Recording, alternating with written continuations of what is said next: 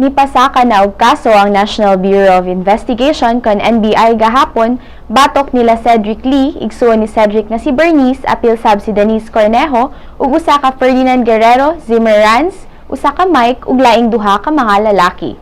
Nag-atubang og kasong serious illegal detention, serious physical injuries, grave threat, grave coercion, unlawful arrest ug blackmail ang maong mga tawhana. Sa tanang kaso nga gipasaka batok ni Lee ug sa mga kauban niini, ang serious illegal detention mao'y dili mapiyansahan ug mamahimong mapriso sa tibuok niyang kinabuhi. Gikuhaan ug base sa NBI ang gisulti sa driver ni Navarro nga si Romel de la Cruz, apil ang statement sa security guard sa Forestwood Heights nga si Lero Garvin ang kuha sa CCTV footage atol sa insidente ug ang medical legal nga report.